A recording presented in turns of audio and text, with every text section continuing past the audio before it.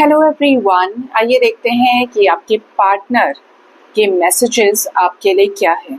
आपके पार्टनर आपको क्या कहना चाहते हैं। तो ये शफल डेक से हम लेंगे कुछ कार्ड्स, तो मैं इसको स्प्रेड कर लेती हूँ। आइए जानते हैं कि आपके पार्टनर के डीप मैसेजेस आपको लेकर क्या है, किस एनर्जी में है आपके पर्सन अभी इस वक्त। फर्स्ट कार्ड है I wish I had treated you better. यानी कि आपके पार्टनर आपसे कह रहे हैं कि हो सकता है कि जो इनका बर्ताव है आपके प्रति, जो इनका व्यवहार है, बिहेवियर है, आज जो भी सिचुएशन है, आप रहना चाहते थे इस रिश्ते में बट आपके पर्सन नहीं रहना चाहते थे, तो इन्होंने आपके साथ बिहेवियर अपना ठीक नहीं रखा, आपको अच्छे से ट्रीट नहीं किया। आपने प्यार किया तो उन्हें प्यार करना चाहिए था, आपने उनका सपोर्ट किया, साथ दिया मुश्किल वक्त में, तो इन्होंने ऐसा नहीं किया। जहां जहां पे आप अवेलेबल रहे और ये अनअवेलेबल रहे हैं कुछ रीजंस की वजह से, कुछ ऑब्स्टेकल्स की वजह से, तो इनका मैसेज आया है कि इनको ऐसा लग रहा है कि इन्होंने आपको सही तरीके से बेटर वे में ट्रीट करना चाहिए था, जिससे आज जो ये रिश्ता जिस फेज में चला गया है, जिस सिचुएशन में आप दोनों हैं, ऐसा कतई भी नहीं होता फिर। अगर आप सेपरेशन में, तो आप जानते हैं सेपरेट ही क्यों होते, या ब्रेकअप सिचुएशन भी नहीं बनता आप दोनों के बीच में, नो कॉन्टैक्ट नहीं होता। तो अपने बिहेवियर को लेकर थोड़ा सा इनको ध्यान आ रहा है, सोच रहे हैं। नेक्स्ट है I wish I could share my good news with you. तो हो सकता है इनके साथ कुछ अच्छा हुआ है रिसेंटली या आज में हुआ हो, तो ये चाहते हैं आपको ये बताना कि बोलते ना कि काश मैं तुम्हें अपनी अच्छी खबर सुना पाता। अब ये गुड न्यूज इनके करियर रिलेटेड हो सकती है, फैमिली में कुछ हो सकता है, या ये पर्सन ट्रांसफॉर्म हो रहे हैं, अच्छा कर रहे हैं अपने लाइफ में, तो एक खुशी उससे शेयर करना चाहते हैं जो इनकी आत्मा में बसता है। लेकिन हालात खराब हैं और प्यार होते हुए भी ये बता नहीं पा रहे हैं। हो सकता है कि आने वाले टाइम में ये पर्सन आपको शेयर करें। नेक्स्ट है यहाँ पे I am becoming a better person. बोला मैंने अभी आपको कि मोटिवेट हो रहे हैं, इंस्पायर हो रहे हैं, मजबूरियां हैं, जो भी है, प्यार होते हुए भी नहीं बता रहे, तो ये धीरे धीरे एक अच्छे इंसान बन रहे हैं। गुड फॉर यू कि अगर आपके पार्टनर अच्छे इंसान बन जाएंगे तो आपको ज्यादा समझेंगे, हील रहेंगे तो आपके लिए एक्शन ले सकते हैं, समझदार हुए तो आपको इस रिश्ते में और ज्यादा स्ट्रगल नहीं करना पड़ेगा। ठीक है, तो ये अच्छे इंसान बन रहे हैं, यानी कि ये आपकी चीजों पर फोकस कर रहे हैं, यानी कि जैसे आप अपने आप को चेंज कर रहे हो, आप ट्रांसफॉर्म हो रहे हो, तो हीलिंग इन तक पहुंच रही है। मैं एग्जांपल आपको देना चाह रही हूँ मिरर का, कि जैसे ये आपको अपने आईने के रूप में देख रहे हैं और अपने अंदर की कमियों को संवार रहे हैं।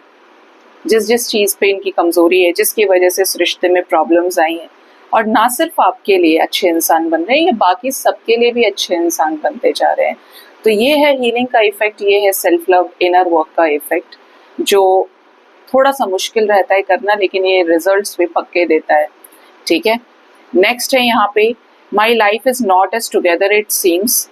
ये हाइड करते हैं इनकी जिंदगी में क्या कुछ चल रहा है। हो सकता है ये दुनिया को तो ये दिखाते हैं कि बहुत ही ज्यादा कॉन्फिडेंट रहते हैं, बहुत ही ज्यादा हैप्पी रहते हैं, इनसे ज्यादा खुश मिजाज का इंसान पूरे दुनिया में नहीं है, लेकिन एक्चुअली चीजें डिफरेंट है।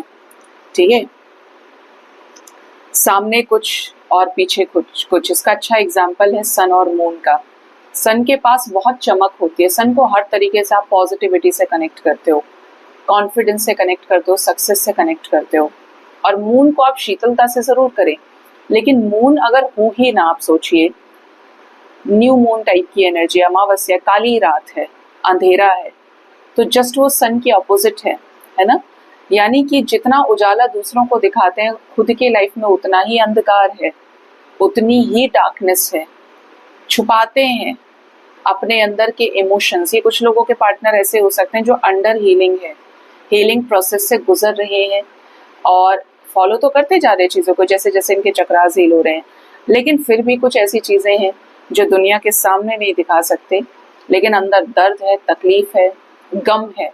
ठीक है, आपसे दूर होने का, लाइफ में जो भी गलतियां इनसे हुई हैं। ठीक है, क्योंकि जब चीजें आपको समझ में आने लगती हैं तो डिवाइन एक पूरी बुक खोल के रख देती है, आईना खोल के रख देता है आपके सामने कि लो देखो ये कारनामे तुमने किए हैं, ठीक है, तो ऐसे है यहाँ पे। नेक्स्ट है यहाँ पे, I hope that you can forgive me one day. ये आपसे कह रहे हैं कि इन्होंने जो भी कुछ किया है कि आप एक ना एक दिन इन्हें माफ जरूर करेंगे, आप इन्हें माफ कर सकते हो, आपका दिल इतना बड़ा है। तो ये उनसे ही रेजोनेट करेगा जिनके पार्टनर को एक पश्चाताप है, एक रिग्रेट है आपका बहुत ज्यादा प्यार करने के बाद सम्मान ना करने का, ठीक है, आपको रिस्पेक्ट वैल्यू ना करने का। तो इनको ऐसा लगता है कि आप इन्हें माफ करोगे जब भी आप फ्यूचर में एक दूसरे से मुलाकात करते हैं। आज मिलने वाले, 1 घंटे के अंदर मिलने वाले, 1 दिन में मिलेंगे, 2 दिन में, हफ्ते भर में, जब भी आपकी मीटिंग पॉसिबल होती है, वीक्स में, मंथ्स में, डिपेंड्स ऑन योर सिचुएशन। ये आपसे कुछ ऐसी चीजें शेयर कर सकते हैं जो कभी इन्होंने आपसे बताई नहीं, या आप इनकी एनर्जी में एक झुकाव देखेंगे। हो सकता है ये सामने से कन्फ्रंट भी कर दें कि ये चीज मेरे साइड से गलत हो गई and I am so sorry for that, मुझे माफ कर दो, ठीक है। देखो, जिसका प्यार ज्यादा होगा ना, प्यार बढ़ता जाएगा, इंसान माफी मांग लेता है। लेकिन अगर प्यार का रेशो कम है, प्यार का कॉम्पोजिशन कम है और ईगो का ज्यादा है, तो इंसान झुकता नहीं है आसानी से, ठीक है। नेक्स्ट है, I wish things could be different. तो ये बहुत सोचते हैं, इनका बस चले तो पास्ट में जाके टाइम मशीन से चीजें ठीक कर दें आपके साथ में, कि चीजें और अलग हो सकती थी और बेहतर हो सकती थी। जहाँ पे इन्होंने इमेच्योर बिहेव किया, डिसऑनेस्ट रहे, वहां पे चीजें सही तरीके से सुलझाई जा सकती थी, आपसे बताई भी जा सकती थी। अगर आपको गोस्ट कर गए, शायद बेटर सॉल्यूशंस इनको मिल जाते। और एक नेक्स्ट यहाँ पे जो एनर्जी है वो है, आई hide who I really am from you. बहुत कुछ छुपाया है आपके पार्टनर ने आपसे। अब 3 यहाँ पे एनर्जीज आ रही है निकल के। एक तो ये कि बहुत प्यार किया लेकिन हमेशा स्वर्ड्स की एनर्जी में रहे, तो प्रैक्टिकल, लॉजिकल आपको लगे होंगे ये, नहीं यार ये तो मेरे बिना रह जाएगा या रह जाएगी, या ये मूव ऑन कर जाएगा या कर जाएगी, ऐसी चीजें हुई होंगी आपके साथ में। या अपने इमोशंस को सिर्फ ऐसे दिखाया कि आपको पसंद करते हैं, सिर्फ आपके दोस्त हैं, लेकिन आपसे शादी करना चाहते थे। या किंग ऑफ कप्स के इमोशंस लेकर इनकी भावनाएं अंदर ही अंदर पल रही थी।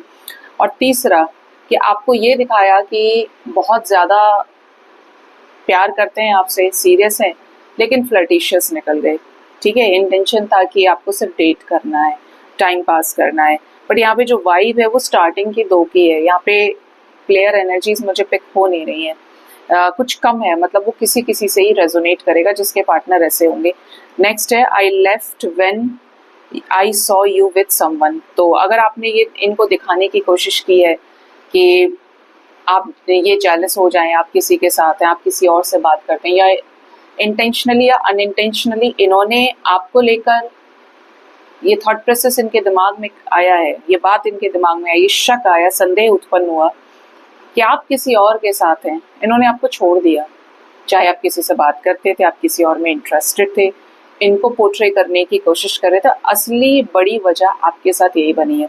और एक चीज आपको आगे के लिए भी बोल देती हूँ, क्योंकि ये सबसे बड़ी मिस्टेक लोग करते हैं, जेलिस करने की कोशिश करते हैं पार्टनर को, या देखते हैं उसको कैसा लगेगा कैसा नहीं लगेगा। ये वो शक का बीज है जो आपने एक बार बो दिया ना, तो ये जन्म जिंदगी नहीं निकलता है। अब आप सोचिए, इंसान धरती पे रहे या नहीं रहे, लेकिन जब तक रहेगा आपके पार्टनर से आपकी कल को शादी हो जाती है, रीयूनियन हो जाता है, जैसा रिश्ता आपने चाहा वो हो गया मैनिफेस्ट और आपको मिल भी गया। लेकिन जब जब कॉन्फ्लिक्ट्स होंगे, मिसअंडरस्टैंडिंग होगी, 3D में आप भी हैं वो भी हैं, अगर बैलेंस्ड नहीं हो या एनर्जी कुछ कम ज्यादा हुई, रनर चेजर में कन्वर्ट हुई, तो इनके पास एक बहुत बड़ा मुद्दा होगा। और ये उठाते हैं लोग पॉइंट कि अरे जाओ, मैंने तो तुम्हें उसके साथ देखा था, अरे जाओ, तुमको तो मैंने उसके साथ वहां पे नोटिस किया, तुम्हारा स्टेटस देखा था, तुम ऐसे जाती थी, तुम ऐसे जाते थे। तो ये जो शक का बीज है किसी भी रिश्ते को अंदर से खोखला कर देता है। तो लाइफ में सब कुछ करना, एक तो अपने पार्टनर को, ना तो पार्टनर को डिसरेस्पेक्ट करना, ना खुद डिसरेस्पेक्ट होना। जो प्यार करेगा वो डिसरेस्पेक्ट कभी नहीं करेगा। और दूसरा, कभी भी किसी तीसरे की वजह से लड़ाई मत होने देना, या ये कभी मत दिखाना कि मैं किसी और में इंटरेस्टेड हूँ तो जेलस हो जाएगा, ये हो जाएगा, वो हो जाएगा। It doesn't work. ये उल्टा चीज़ और खराब कर देता है, रंजिश पैदा कर देता है, ठीक है। सो गाइज, ये थी रीडिंग, अपना ख्याल रखिए। Thank you so much, bye bye, take care.